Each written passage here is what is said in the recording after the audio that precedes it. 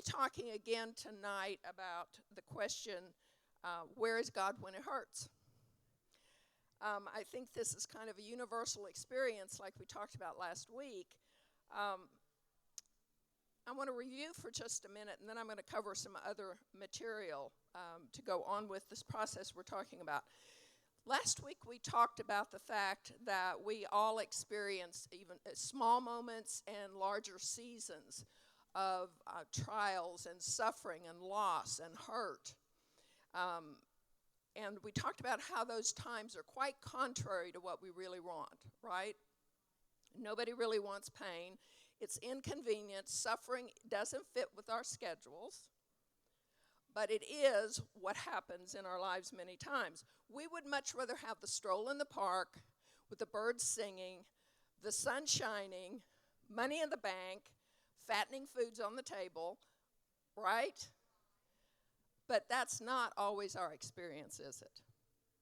Life just hits us right between the eyes sometimes. You know, people have a whole lot of different kinds of ideas and theories about pain and suffering. We talked a little bit about some of those last week. But the whole thing is that those theories and those beliefs really become irrelevant in times of suffering. It's not a theoretical issue at that point. It really becomes a relationship issue. And so we have to look at it. You know, in those times, we want to love God and we want to understand what's going on, but many times we can't see past our own fear. We can't see past our own doubts in those times. And those times become a real crisis of faith, many times where we begin to question, why me? Why is this happening? We spend a lot of time and effort trying to look at the backward-looking question of why. We try to understand why this is happening. But what we have to begin to do in reality is ask the forward-looking question, to what end? What is going to be the result of me going through this difficult time? How can I grow from this? What can I do through this where I will come out better on the other side of it? But it takes the right perspective to be able to do that. And that's what we're really trying to look at here and what we're talking about. The truth is that we are on this earth to learn to be more like Jesus. This sin nature that we're born with so wants to be in control. It wants to take charge of things and be in control. But God can use these difficult times in our lives to remold us and to remake us if we allow Him to do that. These are the times really of being on the potter's wheel. You all know this scripture, I'm sure, Jeremiah 18:3-4 says, "Then I went down to the potter's house, and behold, he wrought a work at the wheels. And the vessel that he made of clay was marred in the hands of the potter. So he made it again another vessel, as seemed good to the potter to make it." So even in the times of being in the hands of the potter, things happen to hurt us or to mar the vessel in its way.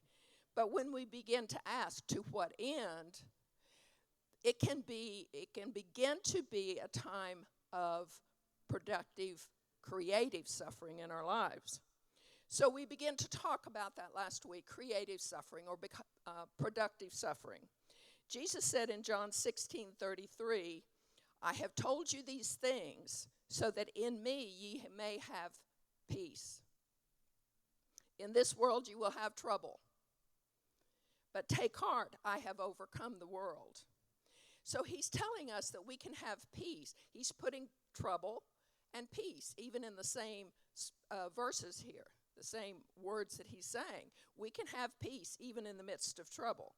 He says we can take heart, or we can have courage, or we can walk without fear. You know, the word courage is very interesting to me because we have the form of encourage. In other words, I can come over here and I can encourage you. I can give you courage by what I say. But I can also come over here and I can discourage or I can take away your courage. And so what we need to know is that we can have courage in this world because Jesus is with us. And when we take heart, we will end up being able to overcome the world, which means our flesh ways and the world's way of doing things. Paul also connected grieving and hoping together. Thessalonians 4:13, 1 Thessalonians 4:13 says that ye sorrow not, even as others which have no hope. He's saying, don't sorrow in this life as if you have no hope, because you do have hope in me. Because we have hope in him, we can experience and respond to sorrow in a different way. And that, to me, is what is an incredible witness to other people, to non-believers. When we go through the same kinds of experiences that they go through, but we're able to do it in a very different way. To be able to walk through situations of pain and loss with the goal of it being creative or productive in our lives, we have to look at things from God's perspective and not through the eyes of our human reasoning. We have to be able to see from his perspective. I'm sure it'll come as no surprise to you, although it might be a little disappointing. There's no easy 1, 2, 3 steps or no cookbook formula for going through these times in our lives. I usually tell people when they come into my office for counseling, I say, I don't have a magic wand. That's what we want. You know, we want things to happen quickly. But by the time people usually drag themselves into a counselor's office, they've piled up years and years of things that haven't been taken care of and haven't been resolved. And so that has accumulated a lot of stuff and wreckage in their lives. So it's just more difficult when we don't process through things as they happen in our lives. Grief tempts us to walk alone. And that's exactly what the enemy wants us to do. Satan wants to isolate us in the darkness, and that way he can plant seeds of doubt in our minds. He can plant that fear. He can discourage us when he isolates us. He says, don't let anybody know what you're going through. What would people think if they knew about this? Don't spoil your witness now. Think about your reputation. So he brings those kinds of things up to us to try to keep us back so that we don't get connected. In times of crisis, we need connection, not disconnection. So we looked at the 2 levels of suffering, or faith trials, last week. Level 1 suffering, that's basically what happens around us and to us. We lose our job, our kids get sick, somebody criticizes us, says something rude to us, husband or wife leaves us, a loved one dies. Level 1 suffering is what happens around us. And all suffering in some one way or another is about death. Since life is about connection, and God created us to be relational, that life is connection. When there's death, that's separation or disconnection. And because suffering and death are meant to teach us our need, again, in 2 Corinthians 1, 8 and 9, Paul writes this, For I would not, brethren, have you ignorant of our trouble which came to us in Asia, that we were pressed out of measure, above strength, insomuch as we despaired even of life. But we had the sentence of death in ourselves, that we should not trust in ourselves, but in God, which raiseth the dead. That's Paul's perspective on it. So in suffering, God is not getting back at us. He's getting us back to himself. He's giving us an opportunity to get back to him. And that's such a huge statement to me. You know, so many times we think, well, is God punishing me for something? We talked a little bit about that last week. But that's not how he operates. He's giving us an opportunity to come back to him or to get closer to him during these times in our lives. The suffering we experience actually opens our hands to God. When we operate in the flesh as though we're in charge and we know it all, we are indeed in trouble. But the suffering gives us the opportunity to know that he is God and we are not. Level 2 suffering, then, is what happens in us. Level 2 suffering is how we face what we're dealing with. Now, suffering is not only what happens to us, but even more importantly, it's what happens in us in those times. It's what's going on in our mind that gives rise to that fear and to that doubt that we have. Much of level 1 suffering, we don't have any control over. These things that happen to us. But level 2 suffering, that's where we have our free choice. That's where it's really important, because what we choose will make all the difference in the world in where we end up in this. The doubts that we endure when we are in this casket of suffering can lead to a break in our relationship to God, a break in our relationship with other people, and even with ourselves. And we end up feeling abandoned and betrayed and ashamed. And we end up just as miserable as Job was in those circumstances. So tonight, I want to look briefly at a process that, if we learn to do this well, it will allow us to experience a loving God even in the midst of these times of suffering. What do we do when we're assaulted on every side, inside and out? How are we supposed to survive, much less thrive, when we're overwhelmed? Have you ever been in a time of suffering or loss where you've just felt overwhelmed completely? How do we do this? And that's what we're going to be talking about here. Has anybody ever heard of Elisabeth Kubler-Ross? She was a Swiss psychiatrist, and she wrote a book called On Death and Dying that was published in 1969. And out of that book came what were called the 5 stages of grieving. And they are basically taught as Bible for the whole process of how we handle suffering in our lives. And so here are the 5 stages that she identified. So she collected a lot of data on thousands of people, and these are what she came up with as the typical grief responses that people have during these times of loss and suffering. The first one is denial. That's the shock reaction. I can't believe this is happening. Oh no, it can't be true. And we refuse to believe what's happened. Number 1 is denial. The second is anger. And that's where resentment can grow. Why me?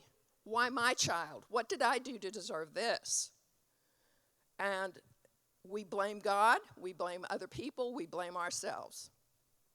The third stage is bargaining. So we try to make a deal with God.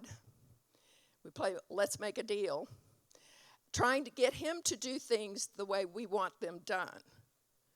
God, if you heal my child, I'll never take a drink again. And we do that kind of bargaining to try to manipulate the situation here. The next stage then is depression. And it says, yes, me, this has happened. And we finally find the courage to admit our loss, and it will either lead us to a healthy sense of sadness and grieving, or it will lead us to a sense of depression and hopelessness. Those are our choices there. And then the last stage is the stage of acceptance, where it's time we face our loss, we reflect, we begin to regroup, and we go, okay, this is what it is. What do I do now? And those are the 5 stages. That's what I learned in my degree program. And people, they teach that people go through these stages, sometimes in a little bit different order, take different amounts of times in each of the stages, sometimes go back and forth. In other words, we have our own unique experience of these stages. But here's the kicker with this. Research of fallen man only tells us typically what fallen man does. It can never tell us what should happen. So these observations only give us, it can only see us in our fallen state, because that's what we are, how we are.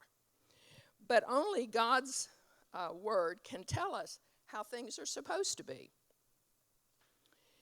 And so we have 2 basic options when we're facing suffering in this world. We can do it the world's way, or we can do it God's way. And that's our goal here. We wanted to discover a biblical sufferology, if you will, a ology of suffering and how to do it well. I have a handout here, if I could get a couple of people to help me with this. Glory, can you do that?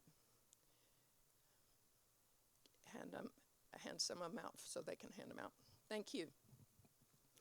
So as she hands this out, or we get it back to you, this is basically the flow of the process that we're going to be talking about here and that I've been talking about in our class.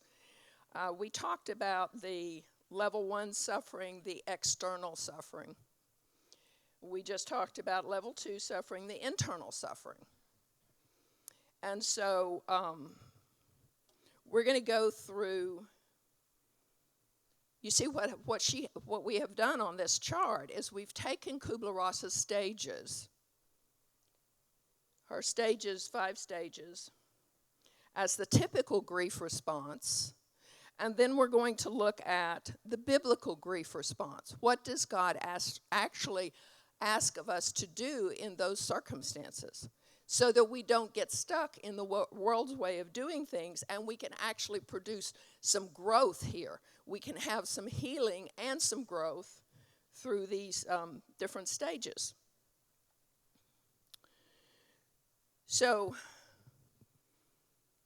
God says it's possible to go beyond just accepting. Her 5th stage is acceptance. Okay, this has happened, what do I do now? But God actually says we can go beyond that. We don't have to carry acceptance like a heavy weight around all the time. We can get to the fact of accepting what has happened, but we don't have to stay there. That's what's so wonderful about when we do it God's way. We can go past that to a place of hope and healing. Truth is that grieving and growing are messy, because that's just how life is. Sometimes it's 2 steps forward and 1 step backwards. Sometimes it's 1 step forward and 2 steps backwards. It's not a straight line. It's just think of a maze that has different ways and paths and detours and backtracking and that kind of thing. So sometimes that's what it's like to go through this whole process. But that's just part of the process. We can't cut corners when it comes to this whole process, because there's a purpose in every single part of it.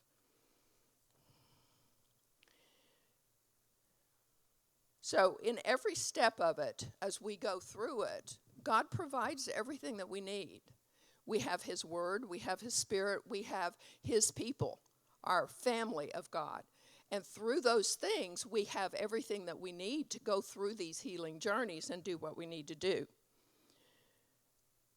So let's begin with looking at the 4 stages of hurt here in the sustaining and suffering. It says it's normal to hurt and necessary to grieve. That's just a part of life. Now, again, we have a tendency, especially with Satan's encouragement, to isolate ourselves when tragedy occurs in our lives. We want to isolate. We want to retreat. We don't want to be around other people. We don't want to be seen. We want to hide. But to do this God's way, we have to essentially draw a line in the sand and say, there's no retreat here. I'm not going to do that. That's how we begin to sustain, to learn to sustain, to stand. Sustain means to strengthen or support physically or mentally, to comfort, help, assist, encourage, support, to sustain, to stay with the suffering. So we refuse to allow ourselves or allow people around us to suffer alone. See, this isn't all just about how we respond in our own times of suffering, but it's also about how do we respond when our brother and sister are suffering. How do we do that and stay connected and help them through these times? Because that's part of what we're called to do. The truth is that shared sorrow is endurable sorrow. isolated sorrow is not very endurable. So let's look first at stage 1, candor. And that's moving from denial to honesty with myself. Research says that a person's first response in these situations is denial. I remember getting a call 25 years ago from my youngest brother, and he said, Dad has had a stroke and it doesn't look good. You need to get here as soon as possible. And I remember my first response, no, I don't believe that. How could that be happening? He's a picture of health. What's going on here? I didn't want to believe it. But the fact is, denial is God's grace for a time to allow us to adjust to a different reality, to adjust to a circumstance that doesn't fit with our sense of how things should be. And so initially, denial is God's grace. But after a time, that becomes counterproductive. Some people try to stay in denial, and that doesn't work very well. I used to work with a young woman who had, for many years, been an alcoholic, and she said, her father was as well, she said, my family lived on Denial Drive. She said, the whole family lived there, and she was right. So first we have this denial response that allows us time to adjust to something's different here. But to walk toward finding hope in the situation, we need to move past that denial to a place of biblical candor. Now, candor isn't a word that we normally use every day, right? So candor, by definition, says courageous truth-telling to myself about life in which I come face to face with the reality of my external and my internal suffering. In other words, I begin to look honestly at what's going on out here, and I begin to look honestly at what's going on in here. So we begin to accept the reality of the circumstances, and we're in touch with our internal reaction to it as well. Here's an example of biblical candor. You'll recognize it when you hear it. Psalm 42, 3 through 5. David practices a lot of candor in the Psalms. He says, my tears have been my food day and night, while men say to me all day long, where is your God? These things I remember as I pour out my soul, how I used to go with the multitude, leading the procession to the house of God with shouts of joy and thanksgiving among the festive throng. Why are you downcast, O my soul? Why so disturbed within me? So he's honest here about what's going on externally, but he's also very honest about what's going on inside himself. He recognizes that. We could look at other examples of biblical candor. We could read verse after verse after verse from Psalms and Job and Jeremiah and Solomon and Asaph and Heman and Jesus and Paul and many more. There are many times verses in the Bible are very raw with people's experience of pain. They have a frankness and an honesty here in their talking about what's going on. And they all convey the same message. It's necessary and normal to hurt and to grieve. That's what we have to do. So as we talk here about getting to a place of biblical candor, there's something I want to add here that I think is really important, because many times we have difficulty kind of recognizing what's going on inside of ourselves. A lot of us, like myself, did not grow up in families that talked the language of feelings. You had them, you just didn't talk about them. And since we're created in the image of God, we've all got feelings. You can see in the Bible, Old Testament, New Testament, our God is a very feeling God. But we weren't born with labels on these feelings, like, oh, this is sadness. Oh, this is happiness. Oh, this is joy. We don't have labels on them. So we need to practice and know how to do that. If we didn't get that as children, then we're in the position of having to learn to do it as adults.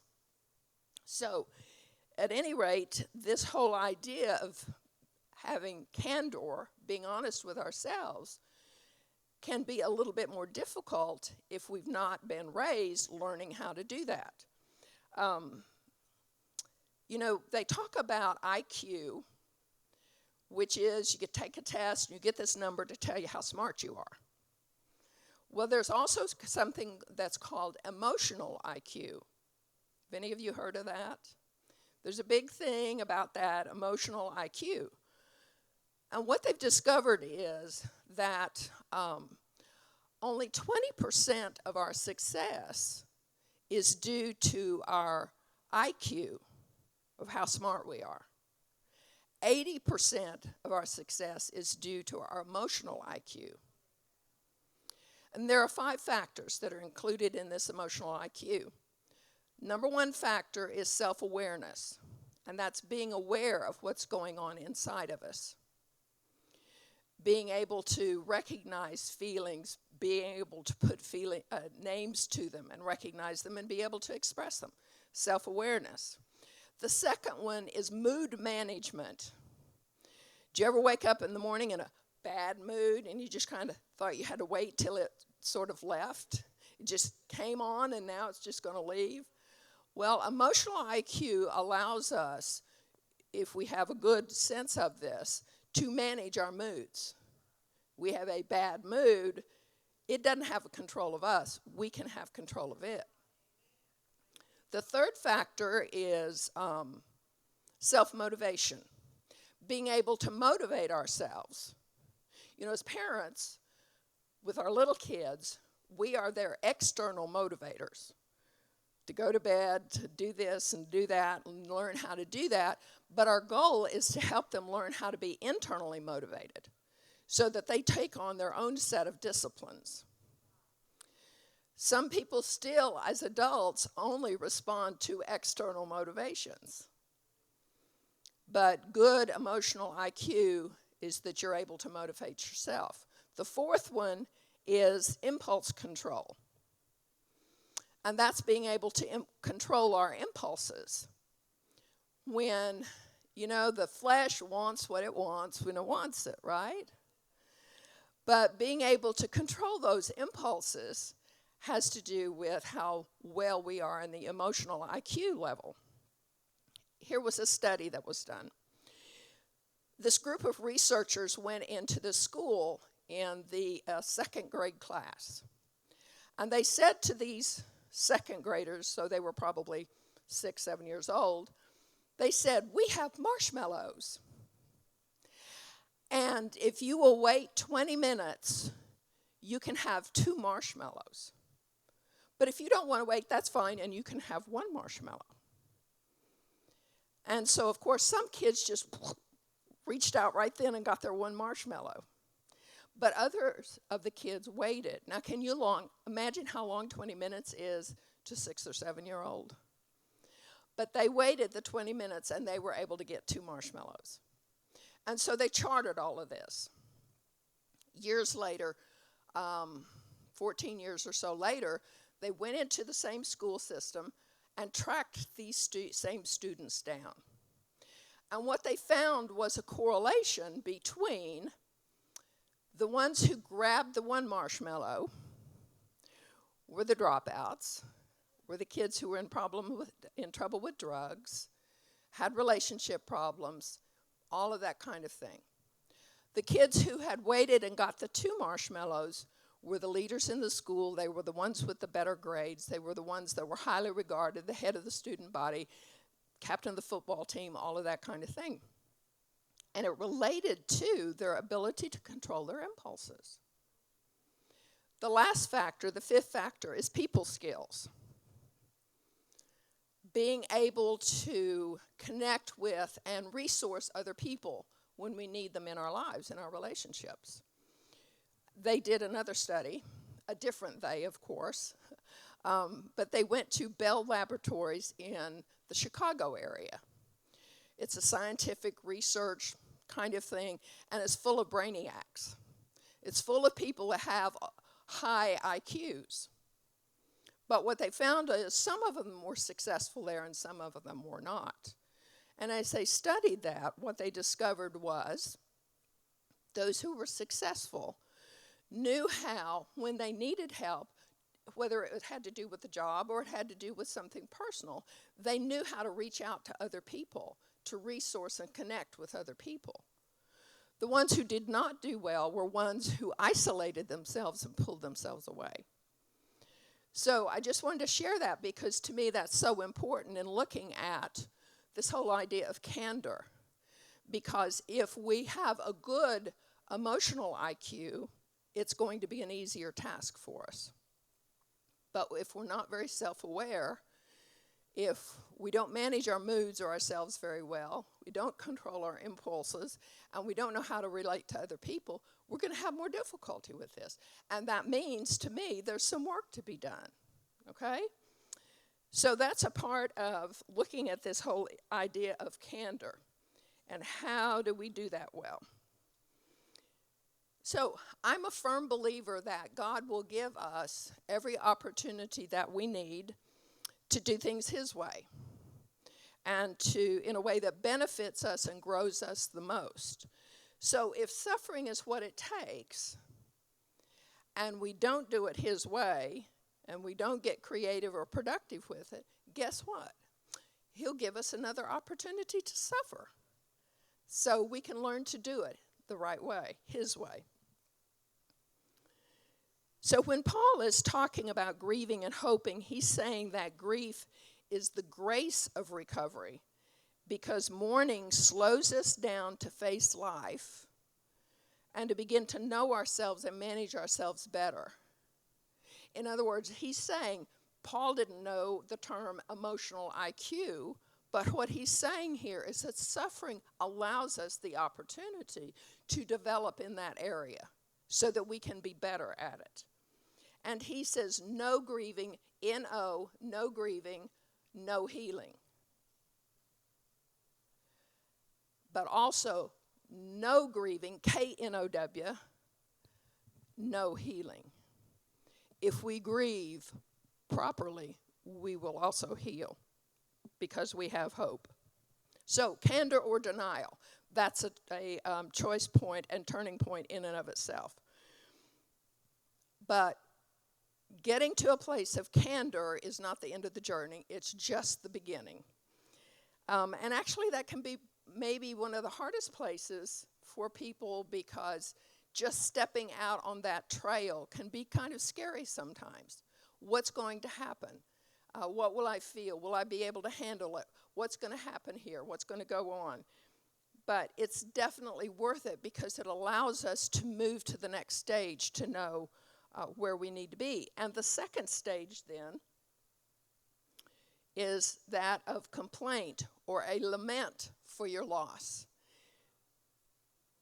Anger is the typical second stage of the world's way of doing things, getting angry. We've recognized what happened. We don't like it. It interfered with our agenda and our plan, and we're mad. Now, here's where it can get very confusing for those of us who are Christians, because we love God and we know that He loves us, and we know that He is good, but suddenly life has turned bad. And so it becomes a question, how do we reconcile those two things? How do we reconcile a good and loving God with the bad and the wickedness that is suddenly now in our lives in some form or fashion? And we're not even sure sometimes that we should ask that question. We're not even sure that it's safe to ask that question. What would He say if we did ask? Do we dare put our complaint into words and direct it toward God? If you look at the scriptures, you'll see that they are very clear that God invites and welcomes lament and complaint. Think of the many Psalms, Jeremiah, Lamentations, and on, where there's some very intense lamenting going on. Now, but we think, do I dare talk to God like that? Those of us who have read Numbers 11:1 know that the Israelites were in the wilderness and they started grumbling and complaining because they didn't have their cucumbers and leeks and all that kind of stuff that they'd been used to eating. They didn't have that anymore. So they were complaining. God got angry. He sent a fire and they all became crispy critters. So that doesn't exactly encourage you to start the complaint, does it? But there's a distinction here. There's something that's very different. There's a difference between the sinful complaint of the Israelites in the book of Numbers and the godly complaint or the lament of people like Job or Jeremiah and many of the others. The Israelites were complaining about God. You done me wrong. Why did you do that? They were complaining about God. And all what they were seeing was that they didn't have the food that they wanted to eat, and it was God's fault. But there is biblical complaint, and that complains to God about the fallen world and the experiences that we're having. That's very different. So ungodly complaint complains about God and what we think he's done wrong, or that he's lacking in wisdom or holiness or power or any of those kinds of things. So how do we do biblical complaint here? In candor, we're honest with ourselves. In biblical complaint, we are honest with God. Complaint is a vulnerable frankness about life to God in which I express my pain and confusion over how a good God allows evil and suffering. Once we study it and look at it, there are far more psalms of complaint and lament than psalms of praise and thanksgiving. Complaints are actually faith-based acts of persistent trust. In complaint, we don't hide anything from him about how we're feeling about things because we know that he's good and we trust his good heart. And we know that he knows our hearts. In Psalm 62:8, it says, "Trust in him at all times, ye people. Pour out your heart before him. God is a refuge for us." Selah. It says stop and think about that. God is a refuge for us. Talk to him honestly about your experience. Biblical complaint allows us to talk to him about what's going on in our lives, externally, internally, that we're confused about, that we don't understand, but we trust him in it. The biblical genre of complaint expresses frankness and honesty about the reality of life that seems inconsistent with the character of God. When we complain, we live in the real world honestly, refusing to ignore what's occurring. There is no elephant in the middle of the living room that nobody is talking about. The closer we are able to get to God, the more we will see things from his perspective. Spiritual friendship with God brings 20/20 spiritual vision from God. But the farther away we are from him, the less we can see things from his perspective, and the more we see things through our human reasoning and our human eyes, rather than with faith. In complaint, we come to God with a sense of abandonment and confusion. Isaiah said in 49:14, "But Zion said, the Lord hath forsaken me, and my Lord hath forgotten me." Jeremiah wrote in 27, "O Lord, thou hast deceived me, and I was deceived. Thou art stronger than I am, and hast prevailed. I am in derision daily. Everyone mocketh me." So they're talking honestly about their experience. They're not blaming him for it. They're just saying, this is how I'm experiencing what's going on. And in those passages, it looks like just by reason alone that life is bad and so is God.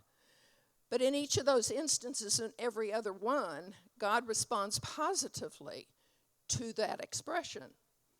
And but to deny or diminish suffering is to remain arrogant and refuse to be humbled by it. And remaining arrogant or blaming is to reject our dependence on God. In Deuteronomy 8:1-10, Moses chastises the Israelites for forgetting their past suffering. In verse 2, he says this, "And thou shalt remember all the way which the Lord thy God led thee these 40 years in the wilderness, to humble thee and to prove thee, to know what was in thine heart, whether thou would keep his commandments or no." It says to know what was in thine heart. Now, God knows that. He knows what's in our hearts, but he wants us to know.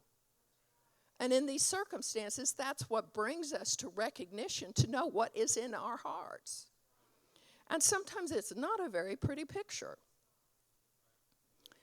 So at stage 2, we have the choice of destructive anger or constructive complaint or lament. Will we be disappointed with God, or will we be disappointed without God? That's basically our choice. So our next major choice point here comes at stage 3, which is bargaining and works in the world's way of looking at things. So we can start bargaining with God to try to get him to do the things that we want him to do, to make him change his mind or do what we want, basically. Or if we're willing to do things his way, rather than trying to bargain or play let's make a deal, what that means is that we begin to cry out to him for help. We surrender control of our lives to God. We quit playing games and we cry out. Crying out is a plea for him to work on our behalf, because I'm admitting I can't survive without him. I'm admitting at this point, I just don't know what to do. I don't have a way of doing it. I've got to have you do something here. God, I need your help. Crying out is reaching up with open palms and pleading eyes in the midst of darkness and doubt. That to me is such a vivid picture that it brings of desperation, of need, of humility. Reaching out and looking up, God, I need your help, because I'm helpless here. The Bible talks about this stage of grief in Psalm 34, 17 and 18. Here it is in the Message version. Is anyone crying for help? God is listening, ready to rescue you. If your heart is broken, you'll find God right there. If you're kicked in the gut, he'll help you catch your breath. So how many of us, as parents, when our kids came running to us and said, Mommy, I need you, help me. Didn't we just run to help them and do whatever they needed us to do and just gather them up? When we come to God like that, Daddy, I need you. I think he responds exactly the same way. And so that crying out or that reaching out is what empties us of ourselves so we have more room for him. We've given up our plan. We've given up our agenda. We're confused. We don't know what's happening or why it's happening, but we just want to know, God, I need your help. I need you here to help me. So remember here that suffering is God's primary way of uprooting our self-reliance and complacency. He uses suffering to get our attention. C.S. Lewis says pain is God's megaphone. It's the way God gets our attention, because it's our wake-up call many times. And so crying out to him is our admission that he has our attention. He's gotten our attention at this point. And so then we come to stage 4, which in the world's way is depression and alienation. That's essentially grief without hope. This is so bad, I have no hope. Things will never get better. I don't even want to live if this is going on. That's without hope. So imagine where a person is on the grief journey after the first 3 typical stages. Denial is given away to anger, which is given away to bargaining and works. You know, if God allowed our works to work, we would never surrender to him. if we could work our way into salvation, or we could work our way into getting our way, we wouldn't surrender to him.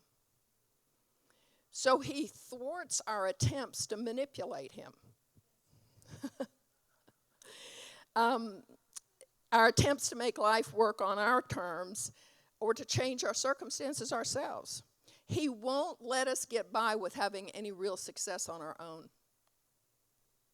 So here we are in the condition of being frustrated by God. He's not letting our works work. And so he allows that so we will know that we are not self-sufficient. If we refuse to cry out to him, the typical fourth stage of grief happens, and that's depression. It's depression filled with hopelessness because we have chosen to be separated from God. We have chosen disconnection. We accept the reality of our loss, but only from an earthly perspective, and we don't see any higher plan in it. In stage 4, depending on our choices, our journey will either lead us to that depression because we've alienated and separated ourselves from God and from other people, or it will bring us to finding comfort because we're connecting with God and connecting with other people. For those who do not turn to Jesus at this time, that grief process moves from denial to anger to bargaining works and then to depression. But if we cling to Jesus through this process, we grieve with hope and we move from candor to complaint and lament to crying out to God and then to experiencing his comfort. So here we are, comfort. If we've made this choice, comfort, surviving the scars. Originally, the word comfort meant co-fortitude, meaning being fortified by the strength of another. Someone else giving us strength or giving us fortitude. So the word fortitude means courage in pain or adversity. So just as being encouraged, giving courage, it's having courage poured into you from an outside source. That's what the outside source here is, the Lord and his body of believers. That's what can bring comfort with the connection with them. In this life, your scar from whatever it is that has happened may never go away, but neither will his. Here's the definition of comfort as it's used in this fourth stage. Comfort experiences the presence of God in the presence of suffering. A presence that empowers us to survive scars and plants the seed of hope that we will yet thrive. That presence offers us mercy and it offers us help. So by the time we get to this fourth stage, we probably aren't thriving yet. In fact, most likely we may still be limping.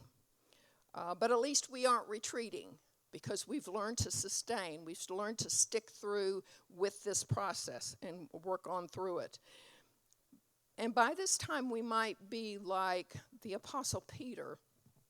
When Jesus asked his disciples, he said, "Will you too leave me?" And you know what Peter said in 67, 68? Basically, he said, where are we going to go? You have the words of eternal life. You know, if we really believe this message, there is no place else to go. God has the words of eternal life. This is the message. And so faith understands that God feels our pain. And he joins us in our pain and even shares our pain. Isaiah said this in 63, verse 9. And again, I'm going to read it in the Message. I absolutely love this verse. It said, "So he became their Savior. In all their troubles, he was troubled too. He didn't send someone else to help them. He did it himself in person." God himself came to bring comfort and to hope for us. So his sharing of our sorrow makes our sorrow endurable. Faith doesn't demand that suffering be removed. Faith asks for endurance in suffering, as well as in temptation and persecution. 1 Corinthians 10:13 says this: "No test or temptation that comes your way is beyond the course of what others have had to face. All you need to remember is that God will never let you down. He'll never let you be pushed past your limit. He'll always be there to help you come through it." Faith understands that what can't be cured can be endured. Faith delights in weakness because when we are weak, what did Paul say? That's when he is strong. That's when God can really work. When we allow ourselves to depend on him and reach out to him for his help because we've admitted our weakness. We've given away our plan. We've given away our agenda. And we're saying, God, here I am for you to work. Comfort develops through communing with the Lord, being with him, and through connection to the body of Christ. And it's because we experience that suffering as separation that shared sorrow is so vital, that we come together in our suffering to work together. Pain separates us, but our response to it can connect us in very powerful ways. So here we are essentially at the halfway point. Okay, we've gone through these first 4 stages here in the stages of hurt. And we've come to a place of experiencing comfort from the Lord and from people who are walking through the suffering with us. I will say that we need to choose the people that we walk through our suffering with carefully. And we need to surround ourselves with people that we can trust and we know have our best interests at heart too.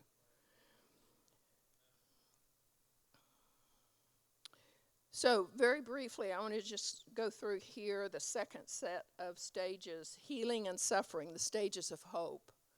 You see, what has happened here is that this 5th stage of acceptance in the world's way of doing things has been separated out into four additional stages.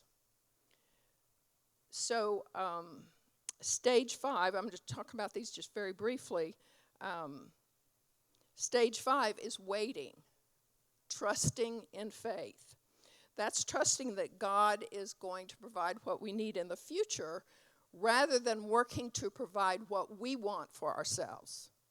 That's trusting God. We wait, trusting on his provision rather than working ourselves to make that happen. It's refusing to take over while refusing to give up. You will never see waiting on one of the stages in the world's way of thinking, because waiting is not a worldly concept, is it? It's just not natural in the fallen world. But the truth is that kind of waiting is really supernatural. Stage 6 then is wailing, groaning with hope. So that's where we long fervently for heaven, but we live passionately for God and for others while we're here. Groaning exposes how needy we are and keeps us in a condition of longing, thirsting, hungering for the supernatural things of God. Groaning, I want these things, I want to see these things happen in my life and other people's lives. God, I've seen how you can work. I want you to work in these ways supernaturally. Stage 7 is weaving, perceiving with grace. That's learning to entrust ourselves to God's larger purpose, his good plans, and his eternal perspective. So again, we've given up our plan, our perspective, and we're learning to look for his. We see life with spiritual eyeballs, okay, and not through our fallen human lens. We get to see things from God's perspective. And then stage 8 is worshiping, engaging with love. We get to the point where we want God more than we want relief. And we seek to find God even when we don't find answers. Some questions we have, will never be answered. We say, well, I'll find out when I get to heaven. I'm going to go march right up and I'm going to ask Jesus. But you know what? I think when we get there, we're not going to care anymore. We'll have every answer that we need at that point. Worship is walking with God in the dark and having Him as the light in your soul. We may still be walking through the dark of a fallen world, but He is our light. And so each of those last 4 stages and the stages of hope we're going to be talking about in more detail through the rest of the quarter in our class. And so, right now what I wanted to do to kind of end up tonight is I wanted to give you a little bit of my personal story and how I found the answer to the question we've been asking, where is God when it hurts? And I'm going to start at the point, there are many stories here. We all have a lot of stories, I know. I had been married about 17 years. I lived in Greenville, Texas, outside of Dallas. I had 2 boys. At that point, they were 12 and 15. And I wasn't happy in my marriage. I was confused. Something was missing. I didn't know what was going on. I had not been faithful in my marriage. I went into counseling. I found a counselor. And I remember her saying, after a few sessions, she said, word for word, well, it sounds like you've already made up your mind about your marriage. And so from that point on, we just began talking about divorce and how that was going to happen. And I've often wondered, what would have happened if she said, well, it sounds like you've made up your mind about the marriage, but let's see what God says about it. But she didn't. And, it's not good to stand in the counsel of the ungodly. But I did decide to divorce. And I had this strange notion. I'm not sure why it came up, but the strange idea was that if I leave and kind of sneak out of the house and take as little as possible, maybe they won't really notice I'm gone. And so that's essentially what I did. I moved out. I moved in with the man I was having an affair with. And I reasoned with that. My husband was a much more reasonable, sane person at that point, and they were in better hands with him. But the fact is I left my children. And I remember probably a year and a half after that, I had remarried at that point. And a year and a half after that, I remember sitting on the steps of the back porch at my house. And it was Mother's Day. And I had not heard from my kids again. And I remember crying and crying and crying and crying. But I knew I deserved it. It took a lot of years for that to begin to resolve and for the relationship to begin with my sons to begin to develop again. Fast forward another 4 years. Well, let me say, in all of that, I didn't cry out to God. I didn't look to Him. I didn't ask for help. I had no experience of God being a part of my life at that point. And so, again, fast forward about 4 years, I got a phone call in the middle of the night. And it said, your son's been in an accident. Meet us at the ER. And so my husband and I rushed to the hospital. And my son, who, in his response to all of this, had started drinking and clubbing and going into the gay lifestyle and doing all manner of things. And on this particular night, he'd been coming back from a night of drinking in Dallas, and he had hit a bridge alone in the middle of the night. And we don't really know how long he'd been in the wreckage before they discovered him. But when I got to the ER,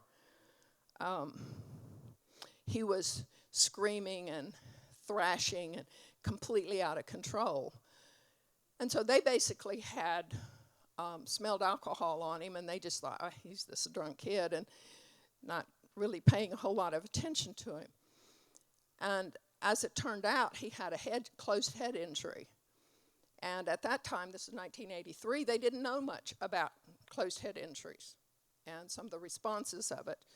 And we basically had one of the doctors talking to me and my ex-husband, his dad, say, what we recommend is that you put him in a locked mental unit and just walk away and forget he's there.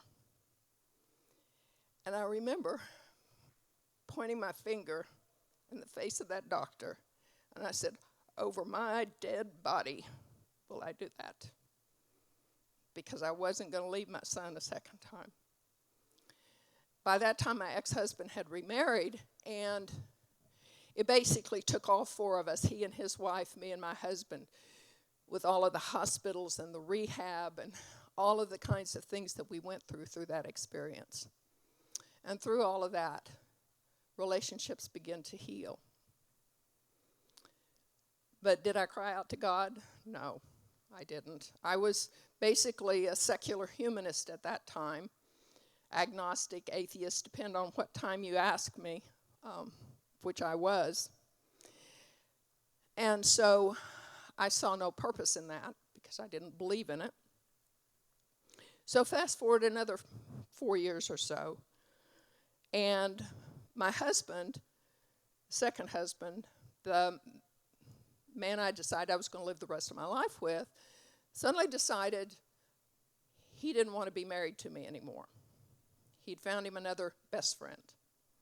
I'd been commuting from Greenville to Houston during the week working, because we were going to move to Houston, and coming back on the weekends, and while I was gone, he found him another best friend. And so at that point in my grief journey, I got to the point of depression and being suicidal. But did I cry out to God? No. And then my husband and his girlfriend, strangely enough, had started going to the Pentecostal church in Greenville.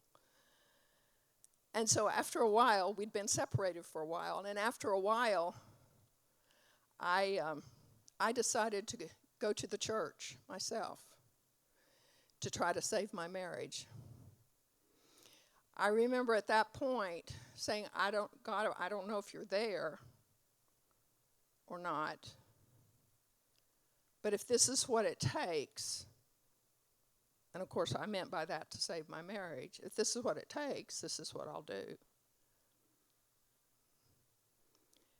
And the truth is, I didn't save my marriage, but I got saved because at that point, I finally came face to face with a God who cared and a God who made himself so real to me. And in my suffering through all of that, by my own choices, we often bring our own suffering on ourselves. But God, again, brought around opportunity after opportunity for me to do what I needed to do. And it just took coming to the point where I realized the world as I had understood it didn't really exist. In my overeducated ignorance, I believed the world was a certain way, and it was not. And when I came face to face with God, I realized this is what was missing. This is what I'd been looking for so long. But many times we look and don't realize what we're looking for. And sometimes don't even recognize it when we first see it.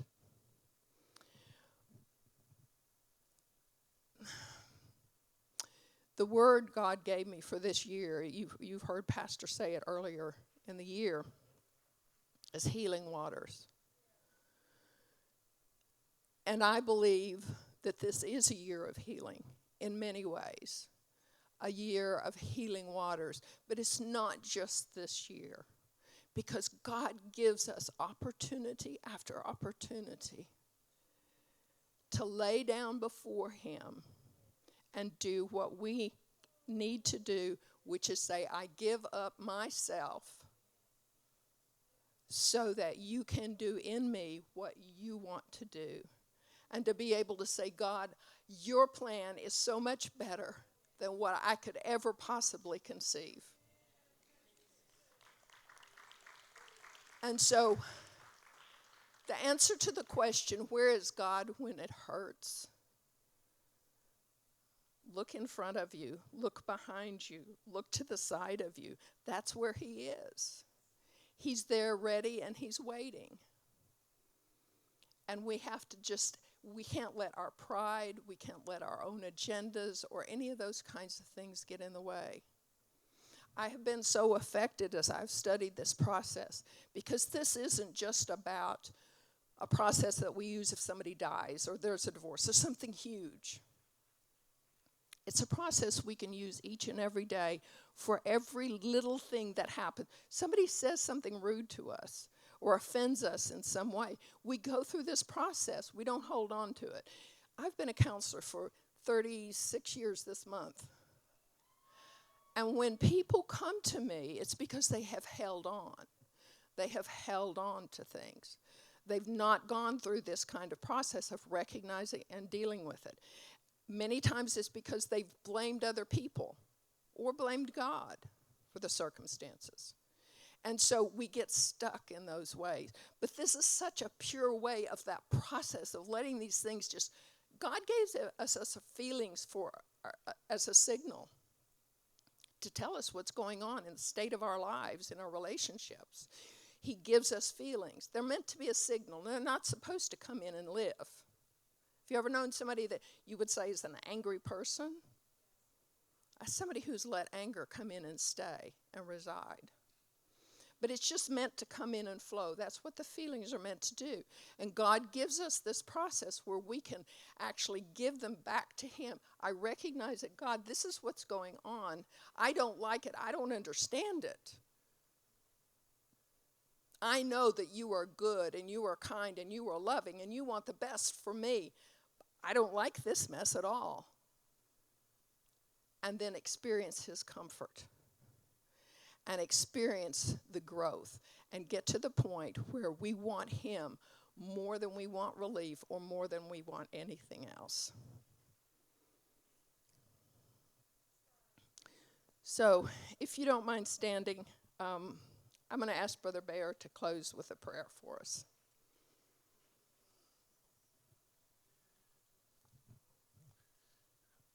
Let's give Sister Clemons a hand.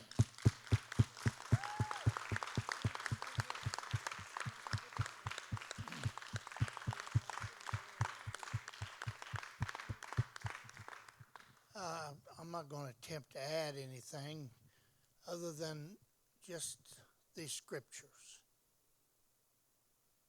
Who shall separate us from the love of Christ? Shall tribulation?